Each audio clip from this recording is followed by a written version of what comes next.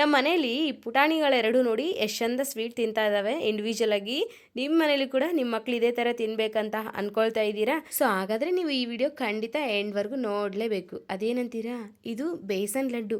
ಇದಕ್ಕೆ ಒಂದು ಪ್ಯಾನಲ್ಲಿ 3/4 ಕಪ್ನಷ್ಟು ಎಣ್ಣೆ ಮತ್ತು ತುಪ್ಪ ಎರಡು ಸೇರಿಸಿ ತಗೋಬೇಕು. ಇದು ಬಿಸಿಯಾದ ನಂತರ 2 ಕಪ್ನಷ್ಟು ಕಡಲೆ ಹಿಟ್ಟನ್ನ ಜಲ್ಸಿ ಹಾಕೋಬೇಕು. ನಂತರ ಈ ಹಿಟ್ಟನ್ನು ಈ ಥರ ಮಿಕ್ಸ್ ಮಾಡ್ಕೊಳ್ತಾನೆ ಇರಬೇಕು. ಸ್ವಲ್ಪ ಹೊತ್ತಿಗೆ ಹಿಟ್ಟಿನಿಂದ ಆಯಿಲ್ ಸಪ್ರೇಟ್ ಆಗುತ್ತೆ. ಆ ಟೈಮಲ್ಲಿ ಸ್ಟವ್ ಆಫ್ ಮಾಡಿಕೊಂಡು ನಿಮ್ಮ ಸ್ವೀಟ್ನೆಸ್ಗೆ ಸರಿ ಹೋಗೋ ಥರ 1.5 ಇಂದ 1/4 ಕಪ್ನಷ್ಟು ಶುಗರ್ ಪೌಡರ್ನ ಹಾಕ್ಕೊಂಡು ಮಿಕ್ಸ್ ಮಾಡಿಕೊಂಡು ನಂತರ ಚಿಕ್ಕದಾಗಿ ಕಟ್ ಮಾಡ್ಕೊಂಡಿರೋ ಗೋಡಂಬಿ ಪೀಸಸ್ನ ಹಾಕ್ಬಿಟ್ಟು ನಂತರ ಈ ಥರ ಉಂಡೆನ ಸುತ್ಕೊಂಡ್ಬಿಟ್ರೆ ರೆಡಿ ಆಯಿತು ನಮ್ಮ ಬೇಸನ್ ಲಡ್ಡು.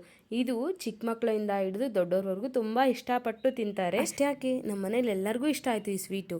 ಖಂಡಿತ ನೀವು ಟ್ರೈ ಮಾಡಿ. ಇನ್ನೊಂದು ವಿಷಯ ಏನಂದರೆ, ನನಗೆ ಟೈಮ್ ಇಲ್ಲದೆ ಶುಗರ್ ಪೌಡರ್ ಸ್ವಲ್ಪ ಬೇಗನೆ ಹಾಕಿದ್ದೀನಿ. ನೀವಾದರೆ ಇನ್ನೂ ಸ್ವಲ್ಪ ಟೈಮ್ ತೊಗೊಂಡು ಫುಲ್ ಎಣ್ಣೆ ಬಿಟ್ಕೊಂಡ್ಮೇಲೆ ಹಾಕ್ಕೊಳ್ಳಿ. ಹಾಗೆ ವಿಡಿಯೋ ಇಷ್ಟವಾದರೆ ಲೈಕ್ ಮಾಡಿ, ಫಾಲೋ ಮಾಡಿ.